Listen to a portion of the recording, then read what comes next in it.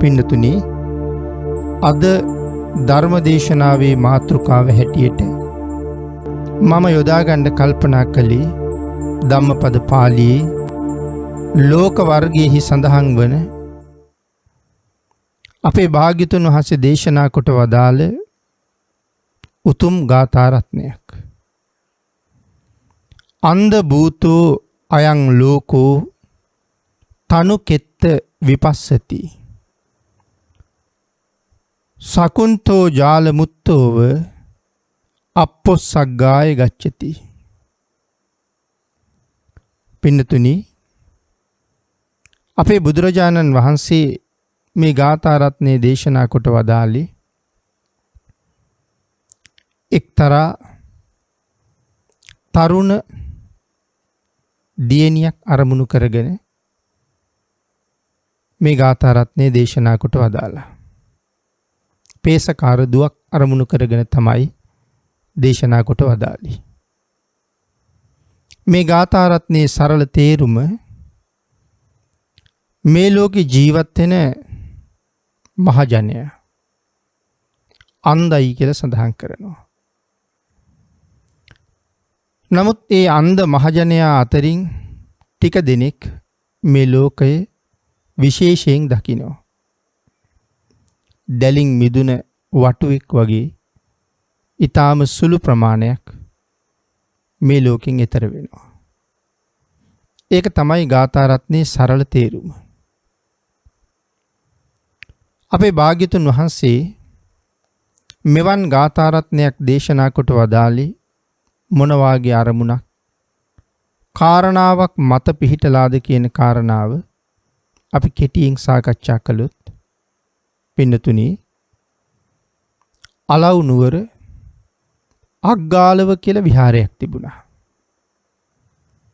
එක දවසක් අපේ බුදුරජාණන් වහන්සේ අලව් නුවරට වැඩම කරපු කාලේ අලව් නුවර මිනිස්සු බුදුරජාණන් වහන්සේ වැඩම කළ බව දැනගෙන බුදුරජාණන් වහන්සේ ප්‍රධාන භික්ෂු මහා සංඝරත්නයට මනාව දන්පැන් පිළියෙල කරලා පූජා කළා. එදා අපේ භාග්‍යතුන් වහන්සේ දන් දුන්න දායක පිරිසත් භාග්‍යතුන් වහන්සේ වැඩම කළා කියලා ආරංචි වුණාම රැස් වෙන විශාල ජනකායිකුත් අරමුණු කරගෙන විශේෂයෙන් මේ පංචස්කන්ධයේ හැබෑ ස්වභාවය පැහැදිලි කරලා ත්‍රිලක්ෂණය ඉස්මතු කරලා දහම් දේශනා කරලා ඒ අනිත්‍ය බව නිසා විශේෂයෙන් මරණ සති භාවනාව වැඩිම පිළිබඳව කරුණු කාරණා දේශනා කොට වදාලා. පින්නතුනි මේ මරණානුස්සති භාවනාව හැම කෙනෙක්ම ප්‍රගුණ කරන එක ඊටාම වටිනවා. මේ ලෝකේ ඉපදිච්ච හැම කෙනෙක්ම දවසක අනිවාර්යෙන්ම මැරෙනවා. ඒ බව මේ ජීවත් වෙන අපි හැමෝම දන්නවා. නමුත් අපි ඒ පිළිබඳව ඒ තරම් හිතන බවක් සාමාන්‍ය සමාජයේ දිහා බලහම අපිට පේන්නේ නැහැ. හුඟක් දෙනා නොමැරෙන අය වගේ ජීවත් වෙන්න උත්සාහ කරන බවක් තමයි පේන්නේ. වෙනතනේ අපි එහෙම හිතාගෙන හිටියට මරණය ඒකාන්තයි. මැරෙනවා කියලා කියනකොට ඕනෑම කෙනෙකුට ඇති වෙන්නේ බයක්. පෘථග්ජනය ඕනෑම කෙනෙකුට මරණය සම්බන්ධයෙන් බයක් තමයි ඇති වෙන්නේ. ජීවිතයේ යම් කාරණාවක් සම්බන්ධයෙන් බයක් දක්වනවද? ඒ කාරණාවේ අන්තිමට තියෙන මරණය. ඒ බය මරණය නිසා ඇතිවෙච්ච බයක්. පින්නතුනි එහෙම කොච්චර බය වුණත් අපි දවසක මැරෙනවා කියන කාරණාව මම සිහිපත් කළානේ. මරණාසන්න වෙලාවටත් දැනෙන්නේ පුදුමාකාර බයක්. කොයිතරම් බය වුණත් ඇඬුවත් වැළපුණත් මරණයෙන් බේරෙන්න විදිහක් නැහැ. අන්න ඒ නිසා අපේ භාග්‍යතුන් වහන්සේ මේ මරණ සති භාවනාව දේශනා කොට වදාලා. නිතර නිතර ප්‍රගුණ කරගත යුතු භාවනාවක් කියලා. සමහර කෙනෙක් සර්පයෙක් දැක්කහම දක්වන්නේ පුදුම බයක්. නමුත් පින්නතුනි සර්පයා මනාව හඳුනාගත්ත කෙනා, සර්පයා දුරදීම දැක්ක කෙනා සර්පයාට බයක් දක්වන්නේ නැහැ. අන්න ඒ වාගේ තමයි මරණය පිළිබඳව හොඳට මෙනෙහි කරලා, මරණය පිළිබඳව භාවනාව වඩලා, මරණය කියන වචනේ මනාව ප්‍රගුණ කරගත්ත කෙනාට මරණය පිළිබඳව ඒ තරම්ම ලොකු බයක් එන්නේ නැහැ. ඔහු මරණ බයෙන් බොහෝ වෙලාවට නිදහස් වෙන කෙනෙක්. මොකද ඒක ජීවිතේට ප්‍රගුණ වෙලා තියෙන්නේ මැරෙනවා කියන කාරණාව. නමුත් එහෙම ප්‍රගුණ කරගත්තේ නැති කෙනෙකුට මරණ වේලාව ඊටා බයජනක අවස්ථාවක්. ආන්ගේ නිසා කෑකෝ ගහලා විලාප කියලා මැරෙන අවස්ථා සමහර වෙලාවට දකින්නවා. එදා අලව්නුවරට වැඩපු අපේ භාග්‍යතුන් වහන්සේ දන් දුන්න පිරිස ප්‍රධානව රැස්වුණ විශාල පිරිසක් ආමන්ත්‍රණය කරලා මේ මරණ සති භාවනාව වැඩිම පිළිබඳව මැනවින් කරුණු දේශනා කොට වදාලා. අද වගේම එදත් බණ අහපු විශාල පිරිසක් බණ අහලා තම තමන්ගේ නිවෙස් වලට ගිහිල්ලා එදිනෙදා සාමාන්‍ය තමන්ගේ දෛනික කටයුතු කරමින් ජීවත් වුණා. බණ අහලා වෙනස් වුණ බවක් තිබුණේ නැහැ. අදත් එහෙමයි.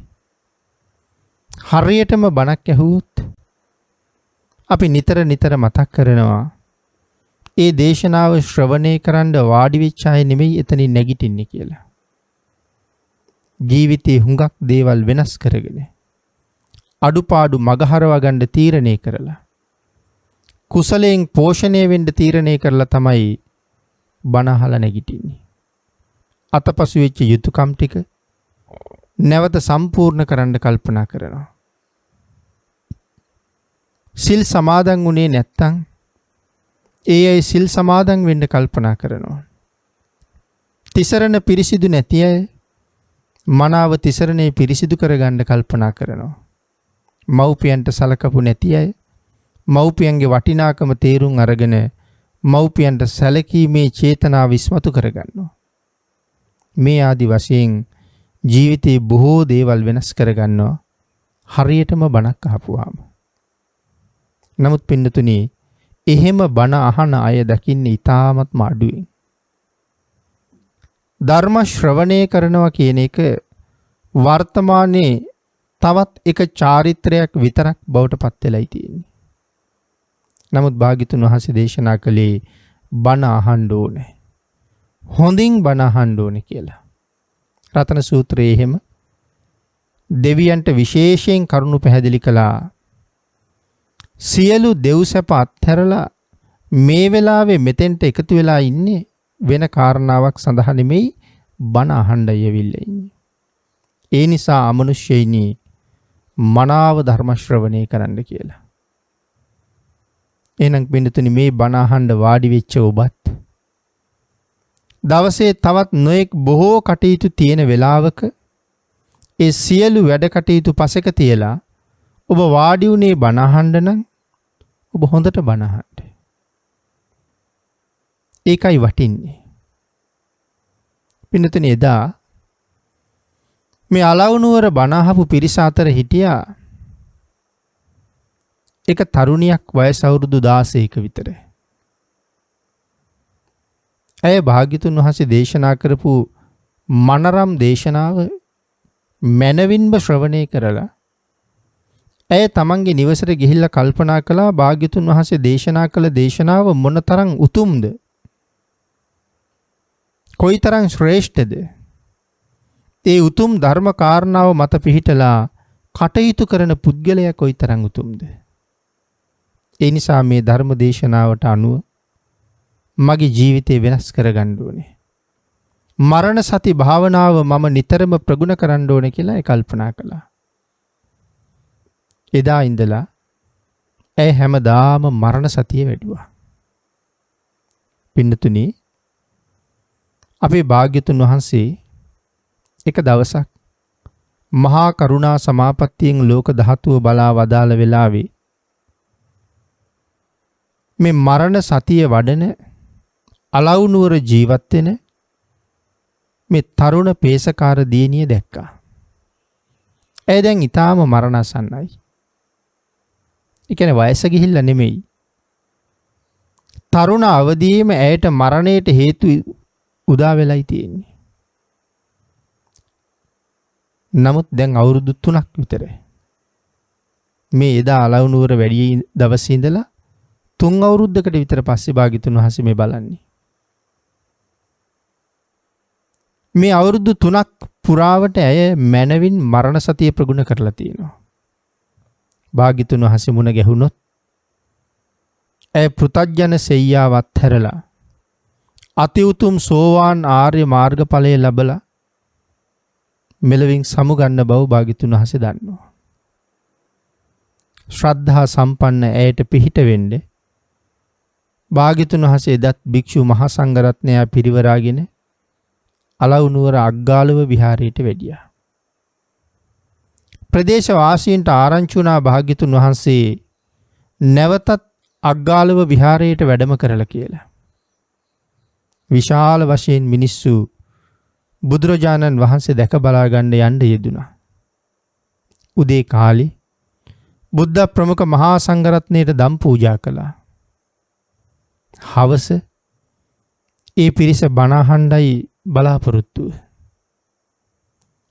අර පේසකාර දුවටත් ආරංචි වුණා තිලෝගුරු සම්මා සම්බුදුරජාණන් වහන්සේ නැවතත් අලවුනුවරට වැඩම කරලා කියලා. ඒ තීරණය කළා අද දවසේ භාග්‍යතුන් වහන්සේ දකින්න ඕනේ. බුදුරජාණන් වහන්සේගේ රන්වන් සිරුර දැකලා භාග්‍යතුන් වහන්සේ පිළිබඳව අචල වූ බුද්ධ ගෞරවය ඇති කරගෙන චිත්ත ප්‍රසාදයෙන් යුක්තව භාග්‍යතුන් වහන්සේ දේශනා කරන ඉමිහිරි බණපදයක් අහන්න අද අවස්ථාව උදා වෙලා තියෙනවා කියලා බොහෝම සතුටින් තමයි හිටියේ. ඒ නිසා එදා දවසේ උදේ කාලේ ඇය තමන්ගේ කටයුතු නිමා කරගත්තේ බණ අහන්න යනවා කියන චේතනාව ඇතුව.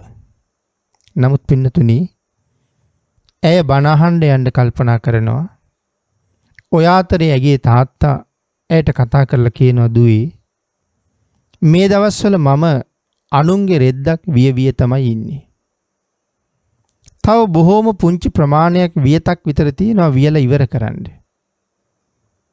ඒ සඳහා ඔතල තිබිච්ච නූල් ඉවර වුණා. මම පේසකාර ශාලාවට යනවා. ඔබ ඒ සඳහා අවශ්‍ය නූල් ටික සකසාගෙන ඒ ස්ථානයට එන්න කියලා. ඇය හිතාගෙන හිටියේ බණ අහන්න. තාත්තා කියන්නේ වෙනත් කාරණාවක්. නමුත් කල්පනා කළා කමක් නැහැ. තාත්තගේ කටයුත්ත කරලා දෙන්නත් ඕනේ. මං තාත්තගේ කාරණාව සම්පූර්ණ කරලා බණ අහන්න යනවා කියලා.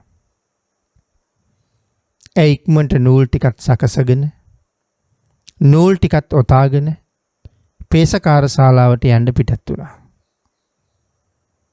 තාත්තට නූල් ටික දීලා බණ අහන්න යනවා කියලා.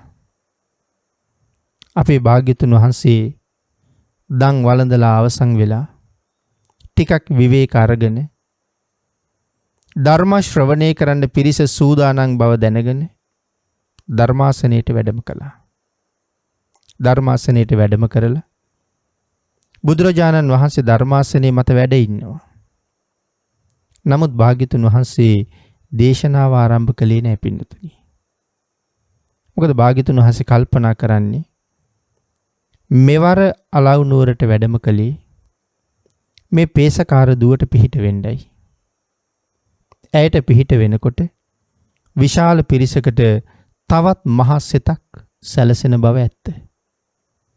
ඒ දෙපිරිසටම තමයි භාග්‍යතුන් වහන්සේ අනුකම්පා කළේ. නමුත් තාමත් මේ පේසකාර දියණිය ධර්ම ශ්‍රවණය කරන තැනට එළඹිලා නැහැ. ඇය එළඹෙන තුරු භාග්‍යතුන් වහන්සේ නිහඬවම වැඩ ඉන්නවා. පින්නතුනි සඳහන් කරනවා යම් දේශනාවක් කරන්න සූදානම් වෙච්ච වෙලාවේ භාග්‍යතුන් වහන්සේ දේශනාව නොකර නිහඬවම වැඩ ඉන්නවා නම් ස්වාමීනි තවම දේශනාව පරක්කු එයි කියලා අහන්න දෙවියන් බඹුන් මරුන් සහිත ලෝකේ කවුරුවත්ම සමත් නැහැ කියලා. යම් මොහොතක භාග්‍යතුන් වහන්සේ දේශනාව ආරම්භ කරනවද ඒ මොහොත දක්වාම නිහඬව බලාගෙන ඉන්නවා. පින්නතුනි මේ පේසකාර දියණිය තමන් ගොතාගත්ත නූල් ටිකත් අරගෙන පේසකාර ශාලාවට ගිහිල්ලා ඒ ටික තමන්ගේ තාත්තට දීලා ඉක්මනට බණ අහන්න එනවා කියලා පිටත් වෙලා අග්ගාලව විහාරයේ ඉදිරි පිටින් ගමන් කරනකොට අපේ භාග්‍යතුන් වහන්සේ විශේෂයෙන් ඇය දිහා බැලුවා. භාග්‍යතුන් වහන්සේ ඇය දිහා බලන බව ඇය හොඳාකාරවම දැක්කා. ඒ විතරක් නෙමෙයි ඇය පුදුමයටපත් වුණා. මේ තරම් මහ පිරිසක් මැද්දේ භාග්‍යතුන් වහන්සේ විශේෂයෙන් මම දිහා බැලුවා. ඒ නිසා මම මේ නූල් පැස අරගෙන පේසකාර ශාලාවට යන්න කලින් භාග්‍යතුන් වහන්සේ වැඳ පුදා ගන්න යා යුතුයි ධර්ම ශ්‍රවණය කරන්න යා යුතුයි කියලා ඒ කල්පනා කළා. ඒ පිරිස අතරින් භාග්‍යතුන් වහන්සේ සමීපයට ගමන් කරලා බුදුරජාණන් වහන්සේගේ ෂඩ්වර්ණ රශ්මි මාලාව දැක ඒ විහිදෙන රශ්මිය තමන්ගේ ශරීරයේ වැදෙමින්ම රශ්මි මාලාවට ඇතුල් වෙලා 3 වතාවක් තිලෝගුරු භාග්‍යතුන් වහන්සේට වන්දනා කළා. වන්දනා කරලා නැගිටිනකොට අපේ භාග්‍යතුන් වහන්සේ ඇයට කතා කළා. කතා කරලා අහනවා ළමයා ඔබ කොහේ ඉඳලා දෙන්නේ කියලා. භාග්‍යතුන් වහන්සේ ඇගෙන් එහෙම අහපුවාම ඇය සඳහන් කළා ස්වාමීනි මම දන්නේ නැහැ කියලා. නැවත වතාවක් භාග්‍යතුන් වහන්සේ අහනවා ළමයා ඔබ කොහෙද යන්නේ කියලා. පින්නතුනි ඒ වෙලාවෙත් ඇය සඳහන් කළා ස්වාමීනි මම දන්නේ නැහැ කියලා. නැවතත් භාග්‍යතුන් වහන්සේ තුන්වනුව ඇගෙන් අහනවා දන්නේම නැද්ද කියලා. ඇය නැවත උත්තරයක් දෙනවා ස්වාමීනි මම දන්නවා කියලා. හතරවෙනි වතාවටත් භාග්‍යතුන් වහන්සේ ඇගෙන් අහනවා හොඳට දන්නවද කියලා. ඇය සඳහන් කළා නෑ ස්වාමීනි කියලා. පින්නතුනි මේ වෙලාවේ මෙතන රැස් වෙලා හිටපු මහ ජනතාව විශාල පිරිසක් සෑහෙන්න කලබලයටපත් වෙලා ඉන්නේ. මේ නැහැදිච්ච තැනැත්තිය කවුරු එක්කද කතා කරන්නේ කාගේ ප්‍රශ්න වලට උත්තර දෙනවද කියලා නොදැනද මේ කතා කරන්නේ. පිරිස සෑහෙන්න කලබලයි. අපේ භාග්‍යතුන් වහන්සේ නැවත වතාවක් ඒ පිරිස සියලු දෙනාම සංසුන් කෙරෙව්වා.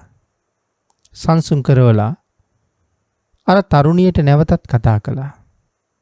කතා කරලා අහනවා ළමයා මම ඔබෙන් මුලින්ම ඇහුවේ කොහේ ඉඳලාද ආවේ කියලා. ඔබ සඳහන් කළා දන්නේ නැහැ කියලා. එහෙම කිව්වේ ඇයි කියලා භාග්‍යතුන් වහන්සේගෙන් අහපුවාම ඒ සඳහන් කළා තිලෝගුරු පියාණෙනි මම මගේ නිවසේ ඉඳලා මෙතෙන්ට ආපු බව මම භාග්‍යතුන් වහන්සේට අමුතුවෙන් ප්‍රකාශ කළ යුතු නෑ කියලා මම හිතුවා. තිලෝගුරු භාග්‍යතුන් වහන්සේ ඒ බව හොඳටම දන්නවා. මගෙන් එවන් සාමාන්‍ය ප්‍රශ්නයක් නෙවෙයි භාග්‍යතුන් වහන්සේ ඇහුවේ කියලා මම කල්පනා කළා. මම හිතුවේ භාග්‍යතුන් වහන්සේ මගෙන් ඇහුවේ මේ ලෝකෙට ආවේ කොහේ ඉඳලාද කියලායි මගෙන් මේ අහන්නේ කියලා. ස්වාමීනි ආන් ඒ නිසායි මම ඒ විදිහට උත්තරයක් දුන්නේ. මම මේ ලෝකෙට ආවේ කොහේ ඉඳලාද කියලා ස්වාමීනි මම දන්නේ නැහැ. ඇගේ පිළිතුරට සවන් දීපු භාග්‍යතුන් වහන්සේ 3 වතාවක් සාදුකාර පැවැත්තුවා. පින්නතුනි, නැවත භාග්‍යතුන් වහන්සේ අහනවා, ළමයා ඔබ යන්නේ කොහෙද කියලා අහපුවාම ඔබ සඳහන් කළා ඒත් දන්නේ නැහැ කියලා. ඇයි ඔබ එහෙම සඳහන් කළේ කියලා? තිලෝගුරු පියාණෙනි, නූල් ටිකක් ඔතාගෙන මේ මල්ලක දාගෙන මම පේසකාර ශාලාවේ මගේ තාත්තට නූල් ටික දෙන්න යන බව තිලෝගුරු පියාණන් වහන්සේට අමුතුවෙන් කියන්න අවශ්‍ය නැහැ. කොහොමත් භාග්‍යතුන් වහන්සේ ඒක හොඳටම දන්නවා. එවන් සාමාන්‍ය ප්‍රශ්නයක් නෙමෙයි භාග්‍යතුන් වහන්සේ මගෙන් ඇහුවේ. මම හිතුවේ මේ ජීවිතෙන් පස්සේ මම යන්නේ කොහෙද කියන කාරණාවයි මගෙන් අහන්නේ කියලා. ඒකයි ස්වාමීනි සඳහන් කළේ මම දන්නේ නැහැ කියලා. ඒ උත්තරේටත් පින්නතුනි භාග්‍යතුන් වහන්සේ සාදුකාර පැවැත්තුවා. නැවත අපේ භාග්‍යතුන් වහන්සේ ඇගෙන් අහනවා, ළමයා තුන්වෙනුව මං ඔබෙන් අහපුවාම ඔබ කොහෙද යන්නේ කියන කාරණාව නැත්තම් දන්නේම නැද්ද කියලා අහපුවාම ඔබ සඳහන් කළා දන්නවා කියලා. ඇයි ළමයා ඔබ දන්නවා කියලා කිව්වේ? ස්වාමීනි, මාගේ පියාණෙනි, භාග්‍යතුන් වහන්සේ මගෙන් ඇහුවේ මැරෙන බව දන්නවද කියලා. ස්වාමීනි, මම ඒක දන්නවා. ඒකයි මම භාග්‍යතුන් වහන්සේට දන්නවා කියලා උත්තර දුන්නේ. ඒ කාරණාවටත් භාග්‍යතුන් වහන්සේ සාදුකාර පැවැත්තුවා. 4 වෙනුව භාග්‍යතුන් වහන්සේ අහනවා, ළමයා ඔබ දන්නවා කියලා පිළිතුරක් දෙනකොට හොඳටම දන්නවද කියලා මම නැවතත් විමසන වෙලාවේ ඔබ සඳහන් කළා මට දන්නේ නැහැ කියලා. මුලින් දන්නවා කියලා නැවත දන්නේ නැහැ කිව්වා. ඇයි ඔබ එහෙම පිළිතුරක් දුන්නේ කියලා අහපුවාම ඒ සඳහන් කළේ, තිලෝගුරු පියාණෙනි, මේ ලෝකේ ඉපදිච්ච මම දවසක මැරෙන බව හොඳටම දන්නවා වුණාට කවදද මැරෙන්නේ, කොතනද මැරෙන්නේ, කොහොමද මැරෙන්නේ, මොන හේතුවෙන්ද මැරෙන්නේ කියන කාරණාව මම දන්නේ නැහැ. ඒ නිසායි මම භාග්‍යතුන් වහන්සේට දන්නේ නැහැ කියලා සඳහන් කළේ.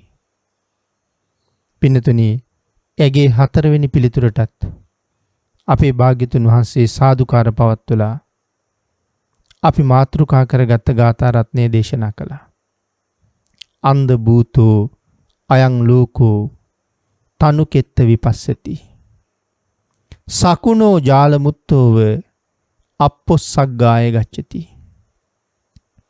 මේ ලෝකේ ජීවත් වෙන සාමාන්‍ය පුහුදුන් සත්වයා අන්ධයි. තනුකෙත්ත විපස්සති. ඒ පුහුදුන් සත්වයන් අතර ඊට ටික දෙනෙක් මේ ලෝකයේ විශේෂයෙන් දකිනවා. සකුණෝ ජාලමුත්තෝව වටු වැද්දගේ දැලෙන් බේරෙන්නේ ඊටාම කලාතුරකින් වටුවෙක්. අප්පොස්සග්ගාය ගච්ඡති. මේ ලෝකේ ජීවත් වෙන සත්වයන්ගෙන් ඊටාම කලාතුරකින් කෙනෙක් සුගතියක උපදිනවා. ඒක තමයි මේ ගාථාවේ සරල තේරුම. පින්නතුනි, ඒ ගාථා රත්නයෙන් භාග්‍යතුන් වහන්සේ පැහැදිලි කරපු කරුණු අපි ටිකක් විස්තර සහිතව සාකච්ඡා කළොත්, අන්ධ භූතෝ අයං ලෝකේ අයං ලෝකෝ, මේ ලෝකේ ජීවත් වෙන සත්වයින් බොහෝ දෙනා අන්ධයි.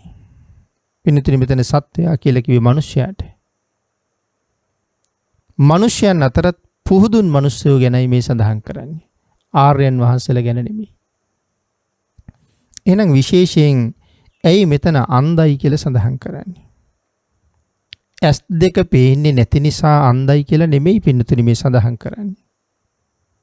මසස හොඳට පේනවා. නමුත් මනස දුර්වලයි. ප්‍රඥාව නැමැති හැදුරුවලයි. දැසම පේන්නේ නැති පුද්ගලයෙක් මාර්ගයට බැස්සහම ගමනක් යන්නේ වෙලාවක හොඳ මගක් යනවා. තව වෙලාවක නොමගිනුත් යනවා. අන්න ඒ වගේ තමයි මේ නුවණැස දියුණු නැති පුද්ගලයා. මේ ලෝකේ ජීවත් වෙනකොට ඔවුන් කරන කටයුතු අතරේ ඔවුන් සමහර වෙලාවට බොහෝ අකුසල් කරනවා. තවත් වෙලාවක පින්කනුත් කරනවා. ඒකයි සඳහන් කළේ අන්ධයා මගට බැස්සහම හොඳ මගත් නොමගත් දෙකේම යනවා කියලා. සසර නැමැති ගමනේ කුසල් අකුසල් දෙකම රැස් කරගන්නවා. භාග්‍යතුන් වහන්සේ නැවත පැහැදිලි කරනවා. නුවණැස නැති අඥාන පුද්ගලයා ආර්ය මාර්ගයට පමුණුවන්නේක් නැති නිසා සසර එහා මෙහා ඇවිදිනකොට සමහර කාලික පින් කරනවා, සමහර කාලික පව් කරනවා. පින්නතුනි, අපි මේ తত্ত্বය අපි ජීවත් වෙන සමාජයෙන් හොඳට දකිනවා. සමහර වෙලාවට බණ අහන අය අතරත් එහෙම අය ඕන තරම් ඉන්නවා. සංසාරේ නම් ඊටාම භයානකයි. සසර ඊටාම දිගයි. සසර ඊටාම දුකයි. දුක්ඛිත වූද භයානක දූ මේ සංසාරේ මොහොතක්වත් රැඳෙන එක ඊටාම භයානක බව භාග්‍යතුන් වහන්සේගේ දේශනාවයි. භාග්‍යතුන් වහන්සේ කවදාවත්ම භවය වර්ණනා කරන්නේ නැහැ පින්නතුනි. සමහර තැන්වල භාග්‍යතුන් වහන්සේ දේශනා කොට වදාලා මේ අසුචි කියන જાතිය ටිකක් තිබුණත් හුඟක් තිබුණක් දුර්ගන්ධයි කියලා. භවය වර්ණනා කරන්නේ නැහැ කියලා කියහම දෙව්ලොව ඉපදීම පවා භාග්‍යතුන් වහන්සේ අගය කරන්නේ නැහැ පින්නතුනි. අගය කළේ උතුම් නිවනම තමයි. ධර්ම දේශනා කළේ සත්වයා සසරින් මුදවනම චේතනාවෙන්. නමුත් මේ ලෝකේ ජීවත් වෙන අයට හරියටම මඟ පෙන්වන්නෙක් නැති වෙච්චහම ඔවුන් සමහර කාලෙක වැඩියෙන් පව් කරනවා. සමහර කාලෙක පිනුත් කරන බව පේනවා. පින් කරන්නේ බොහොම ටිකයි. වැඩියෙන් කරන්නේ පව්. අන්ධයා හොඳ මග යන්නේ අඩුවෙන්. දැස පේන්නේ නැති නිසා ඔවුන් නොමගටමයි අවතීර්ණ වෙන්නේ. එමනම් මසස පෙනුනත් නුවණැස නැති නිසා වැඩියෙන් කරගන්නේ බොහෝසේ අකුසල්. ඒකයි මෙතන අන්ධයි කියලා සඳහන් කළේ. අකුසල් වැඩියෙන් රැස් වෙනවා කියලා කියන්නේ සසර ගමන බොහෝසේ දික් වෙනවා කියන එකයි. සසර නැවත ඉපදෙනවා කියලා කියන්නේ නිමක් නැති දුක්ඛන්දරාවකට උරුමකම් කියනවා කියන එකයි. පින්නතුනි, භාග්‍යතුන් වහන්සේ මේ කාරණාව පැහැදිලි කරනකොට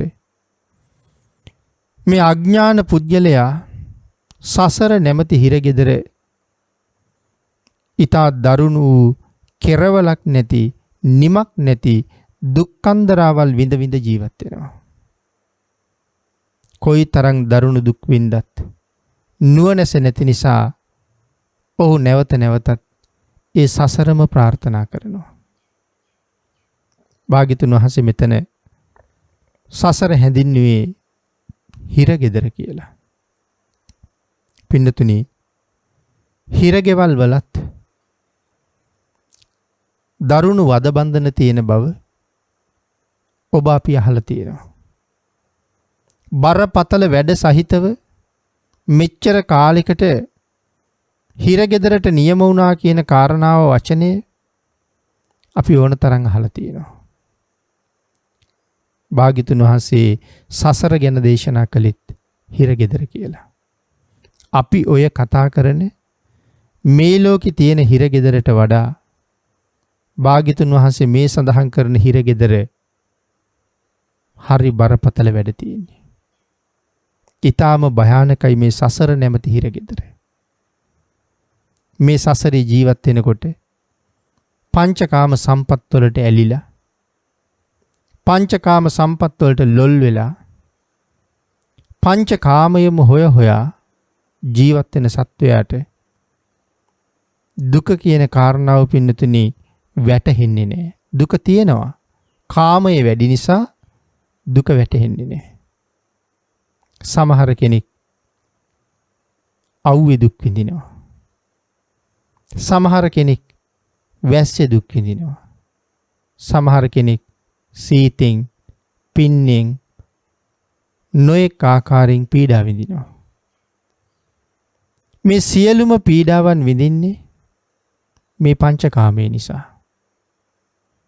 කෙනෙක් මේ ලෝකේ ඉපදිලා ටික කාලයක් නිදහසේ වගේ ජීවත් වෙනවා. ටික කාලයක් එහෙම ජීවත් වෙලා ඒ කාලෙත් නිදහසක් නැහැ. නොයෙක් වැඩ කටයුතු තියෙනවා. අධ්‍යාපනයේ හැදෑරීම ආදී කටයුතු බොහෝම දුක් සහිතව කරගන්න ඕනේ. නමුත් යම් නිදහසක් තියෙනවා.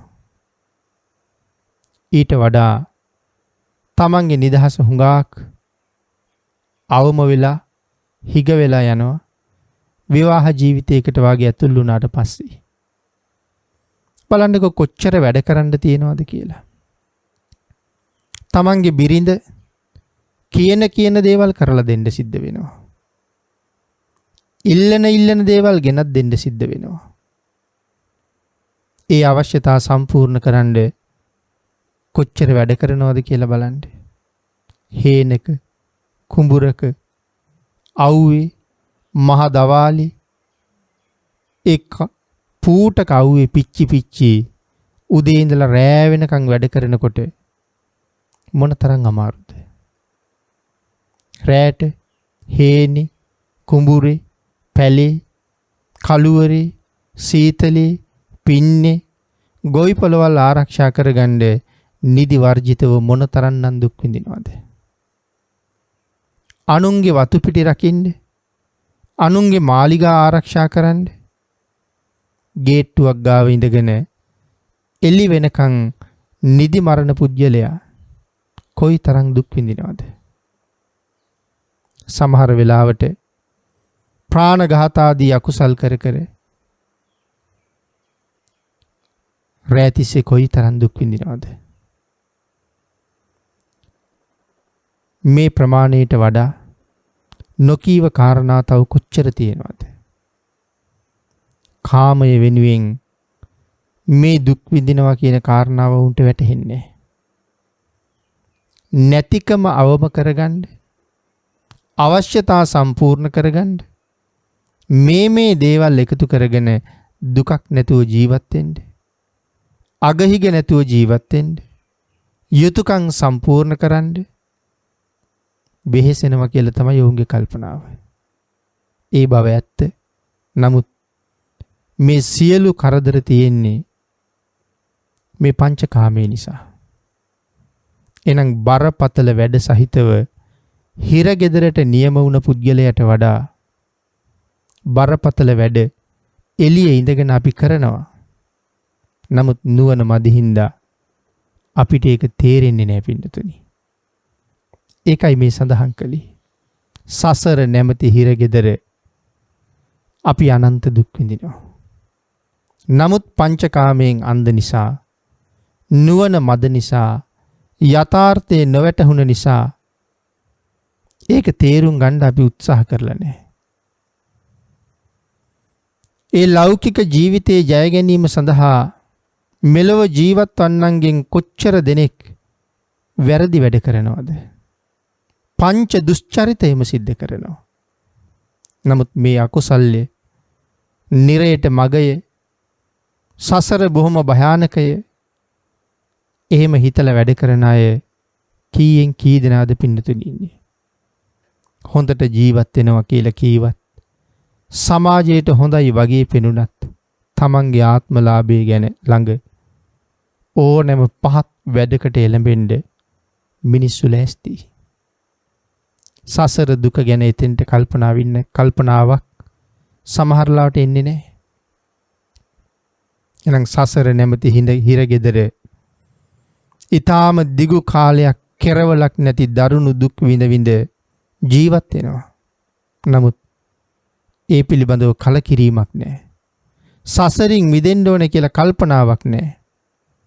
අඥානයගේ ස්වභාවය ඒකයි කියලා භාග්‍යතුන් වහන්සේ දේශනා කරනවා. අන්ධ භූතෝ අයං ලෝකෝ. මේ ධර්ම කාරණාව තව කොයි තරම් දුරට විස්තර කරන්න කරුණු කාරණා තියෙනවද? අපේ ගෙදරම ඒ සඳහා උදාහරණ කොච්චර තියෙනවද? පින්නතුනි ටිකක් විමසිලිමත්ව ධර්ම කාරණාවට අනුව කල්පනා කරලා බලන්න.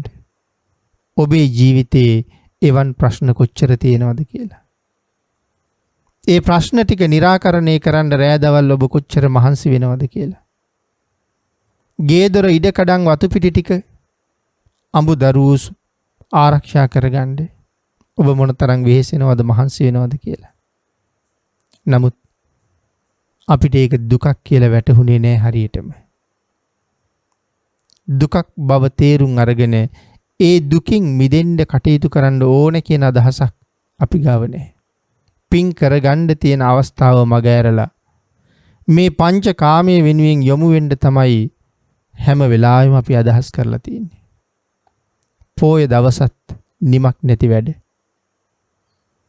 දාන පින්කමක් ධර්ම ශ්‍රවණය කරන තැනක් සමහර ලාවට යෙදිලා තිබුණත් ඒ දාන පින්කමට යෙදෙන්නත් බණ අහන්න යන්නත් අපිට වෙලාවක් කොහෙන්ද කියලා කියන්නේ.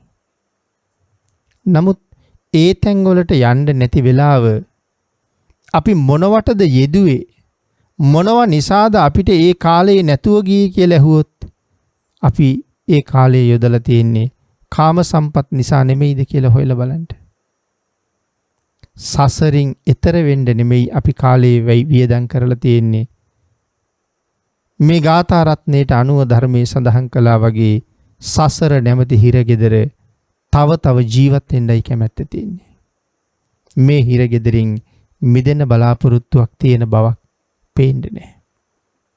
තනුකෙත්ත විපස්සති. ඊටාම සුළු පිරිසක් තමයි තිසරණ පිරිසිදු කරගෙන මනාව පන්සිල් සමාදන් වෙලා සිල් ආරක්ෂා කරගෙන. මොකද මෙතන පින්නතුනේ මේ පන්සිල් සමාදන් වෙලා කියන කාරණාව මම විශේෂයෙන් සිහිපත් කළා.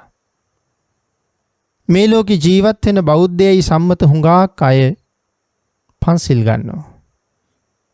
අවස්ථා කීපයක දවසකට දෙතුන් වතාව පන්සිල් ගන්න අවස්ථා තියෙනවා. නමුත් පින්නතුනේ සිල් සමාදන් වෙනවා කියන තැනට යන්නේ ඊටාම සුළු පිරිසයි. මොකද්ද මේ සිල් සමාදන් වෙනවා කියන කාරණාවේ තියෙන වෙනස? අපි සාමාන්‍යයෙන් කරගෙන අනේකට කියන්නේ සිල් කියවනවා කියලා. සිල් සමාදන් වෙනවා කියලා නෙමෙයි. එහෙනම් කොහොමද සිල් සමාදන් වෙන්නේ? ශික්ෂා පදේ කියනකොට තේරුම මනසට නගාගෙන ඒ මෙනෙහි කර කර ශික්ෂා පදේ කියන්න ඕනේ. පානාතිපාතා වේරමණී සික්ඛාපදං සමාදියාමි. මේ ප්‍රාණඝාතය කියන අකුසල කර්මයෙන් වැළකීමේ ශික්ෂාපදේ මම සමාදන් වෙනවා.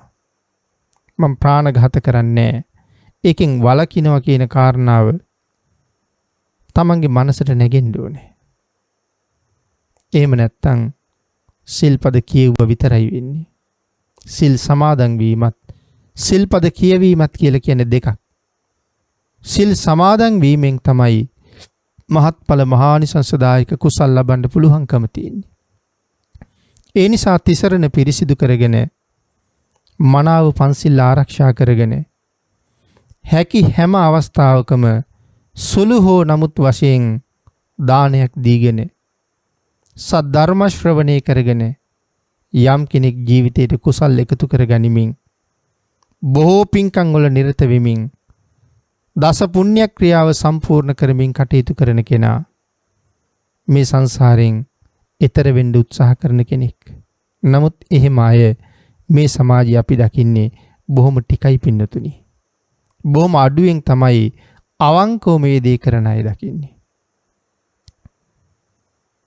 සකුණෝ ජාලමුත්තෝව කුරුළු වැද්දෙක් කුරුල්ලන් අල්ලන්ඩ මනාව සැලසුම් කරලා දැලක් එලහම ඒ දැලෙන් බේරෙනවනං බේරෙන්නේ ඉතාම ස්වල්ප දෙනයි. කුරුළු රෑනක් වහලා ඉන්න තැනක කුරුළු අල්ලන වැද්දෙක් දැලක් ඉහලින්ම යොමු කරහම දැල ඉහලින් එන බව දැනගෙන දැලෙන් මගාරින්ඩ බේරෙන්ඩ උත්සාහ කරලා බේරෙන්නේ ඉතාම ටික දෙනයි. අනිත් සියලු දෙනාම වැද්දගේ දැලට කොටු වෙනවා. වැද්දගේ දැලට කොටු වුණොත් යමෙක් ඔහුට ඊළඟට අත් විඳින්න වෙන්නේ ඊටාම භයානක දඬුවමක්. මූණ පාණ්ඩ වෙන්නේ භයානක ඉරණමකට.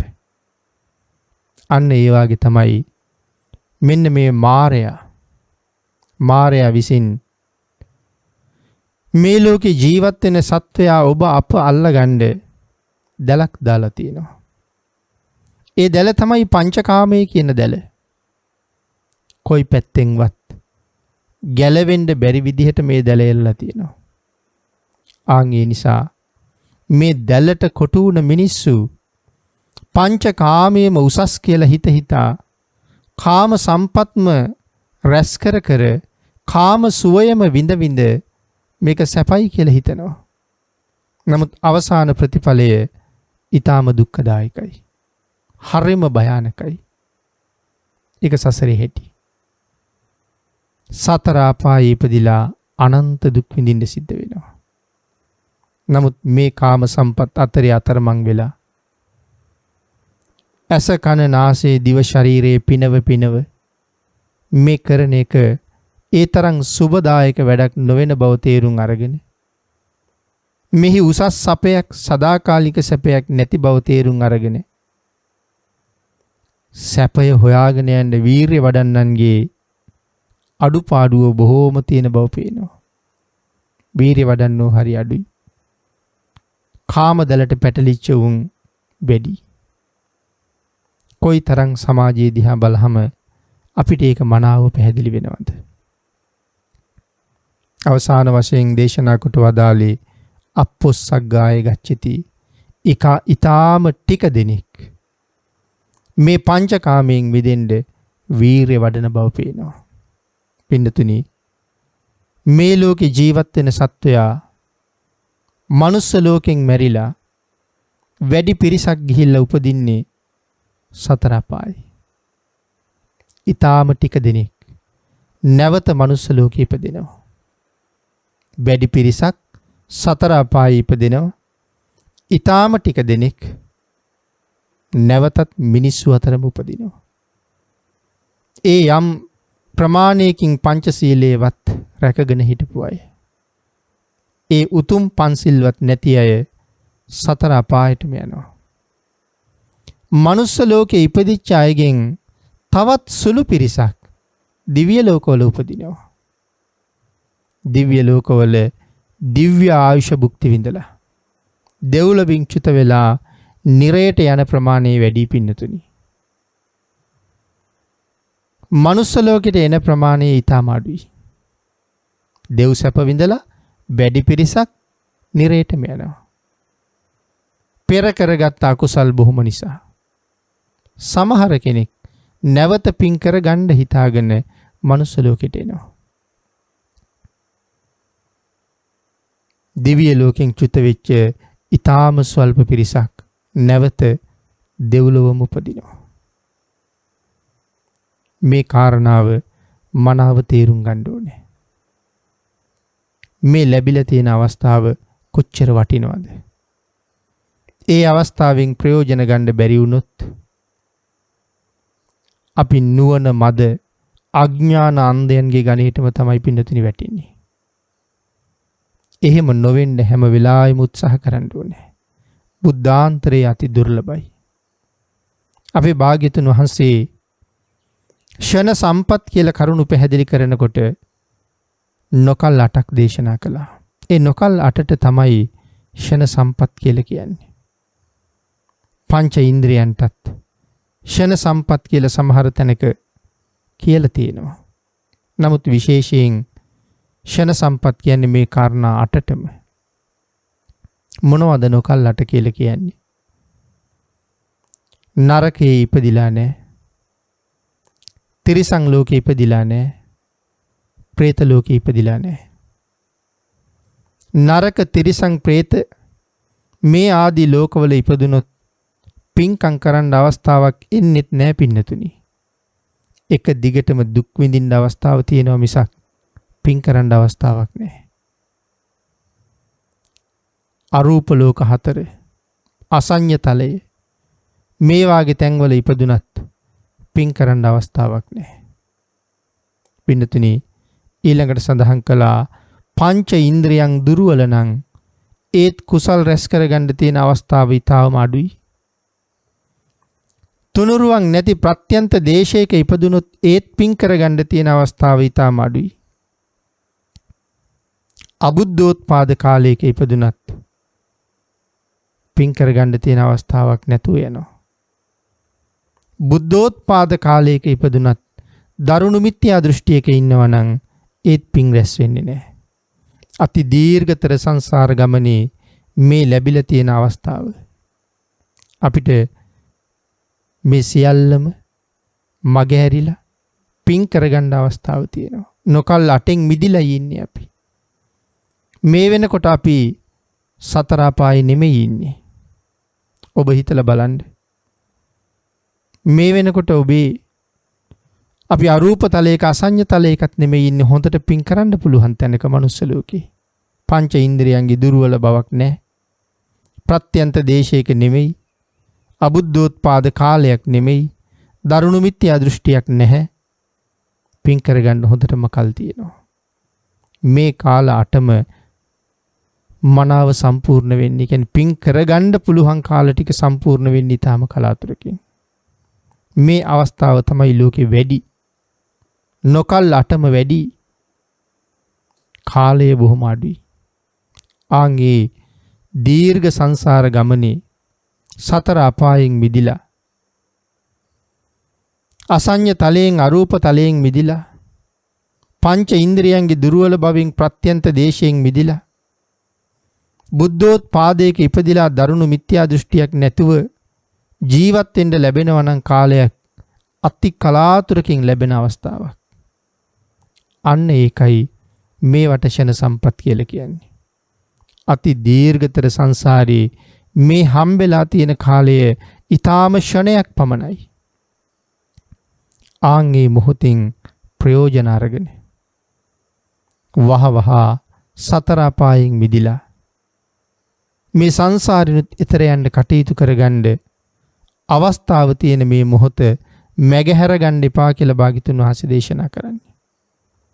එදා ධර්ම දේශනාව අවසන් වෙනකොට පේසකාර තරුණිය 3 අවුරුද්දක් මරණ සති භාවනාව වඩලයි හිටියේ. එය අති උතුම් සෝවාන් ආර්ය මාර්ගඵලය ලබා ගත්තා. එදා බණ අහන්න රැස් වෙලා හිටපු විශාල පිරිසක් මේ ධර්ම දේශනාව තුළින් තමන්ගේ සසර ගමනට මනා සාධාරණයක් කරගත්තා. පේසකාර දුව අද දවසේ කොහොමත් මැරෙනවා. ඇය මරණයෙන් වළක්වන්න කොහොමවත් අද දවසේ බැරුව යනවා. ඇය මරණයට යන්න කලින් තමයි භාග්‍යතුන් වහන්සේ විශේෂයෙන් ඇය දිහා බලලා ඇයටම අනුකම්පා කරලා අලව් නුවරට වැඩලා අග්ගාලව විහාරයේ ඉදිරියෙන් ඇය ගමන් කරන වෙලාවෙත් විශේෂයෙන් ඇය දිහා භාග්‍යතුන් වහන්සේ බලලා ඒ බැල්ම ඉක්මවලා යන්න බැරි තත්වයට පත් කරවලා පිරිස අතරට කැඳවලා ඇය මුල් කරගෙන සියලු දෙනාටම මේ දේශනාව සිදු කරවන්න යෙදුනේ. එයින් ඇයත් රැස් වෙලා හිටපු පිරිසත් මහත් උතුම් ප්‍රයෝජනයක් ලැබුවා විශාල පිරිසක්. ඇය නූල් පැසත් අරගෙන පේසකාර ශාලාවට යනකොට තාත්තට නිින්ද ගිහිල්ලා. ඇය එනකන් බලාගෙන ඉඳලා නැති තැන ඔහුට නිින්ද ගිහිල්ලා.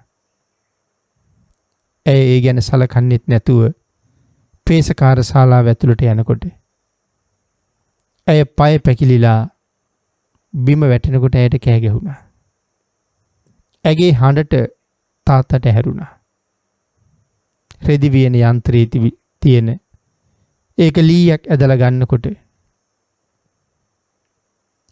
තාත්තා නොදැනම ඔහුත් නිින්දෙන් අවදි වෙච්ච ගමන් එහි එක පැත්තක් ඇගේ උර හිසේ ඇනුණා. ඒ ඇනුණ පාරට ඇගේ මරණයම සිද්ධ වුණා. ලේ පෙරාගෙන මැරිලා වැටිච්ච ඔහුගේ දුව දැකලා දරාගන්න බැරි තරම් දුකක් ඇති වුණා. අනේ මේ දුක කාට කියන්නේද? භාග්‍යතුන් වහන්සේ හැර මේ දුක තුනී කරන්න මේ ලෝකේ කවුද ඉන්නේ? ඔහු වහාම අලවුනුවර, ඔහු ජීවත් වෙන්නේ අලවුනුවර අග්ගාලව විහාරයට ගියා. භාග්‍යතුන් වහන්සේ දිහා බලලා කඳුළු පිරිමුහුණින් තමන්ගේ දුවට සිද්ධ වෙච්ච දේ ඔහු භාග්‍යතුන් වහන්සේට සඳහන් කළා. අපේ භාග්‍යතුන් වහන්සේ අනමතග්ග සංයුත්තේ දේශනා කරලා ඔහුගේ දුක තුනී කළා. උපාසකය, ඔබ මේ සංසාරී දූවරු අකාලේ මැරුණ නිසා අඬපු කඳුළු සතර මහා සාගර ජලයට වඩා වැඩි කියලා කරුණ පැහැදිලි කළා. ඒ දේශනාව අවසානයේ ඔහු හිතේ දුක තුනී කරගත්තා. දුවගේ අවසන් කටයුතු වලින් පස්සේ සම්බුද්ධ ශාසනය පැවිදි වෙලා විදසුන් වඩලා අති උතුම් රහත් භාවයම ලබන්න ඒ පුද්ගලයාටත් පුළුවන් වුණා. පින්නතුනි, මරණ සති භාවනාව දියුණු කරගත්ත නිසා ඇයි තා උසස් ලාභයක් ලැබුවා. භාග්‍යතුන් වහන්සේගේ කරුණාව ඇයට නොඅඩුව ලැබුණා. බුද්ධ වචනේ මත මනාව පිහිටපු නිසා, බුද්ධ වචනයට ගරු කරපු නිසා භාග්‍යතුන් වහන්සේගේ කරුණාව ලැබලා සතර අපායන් සදහටම මිදිලා අති උතුම් සෝවාන් ආර්ය මාර්ගඵලය ලැබලා මේ සසර මඟ කෙටි කරගන්න උසස් පියවරක් තියන්න ඇයට පුළුවන් වුණා. ඔබත් දවසක මැරෙන කෙනෙක්. ඒ මරණයට නිර්භීතව මුහුණ දෙන්න මරණ සති භාවනාව වඩන්න. භාග්‍යතුන් වහන්සේගේ අවවාදයට කීකරු වෙන්න. තිසරණ පන්සිල් පිරිසිදු කරගන්න. මනා වූ ශ්‍රේෂ්ඨ ජීවිතයකට අවතීර්ණ වෙන්න.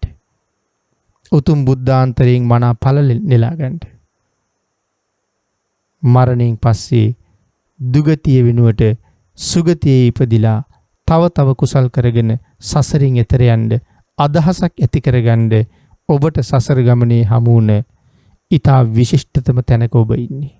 එයින් ප්‍රයෝජන ගන්න තුනුරුවන්ගේ ආශිර්වාදයෙන් ශක්තිය, ධෛර්යය, වාසනාව උදා වේවා කියලා ආශිර්වාද කරනවා.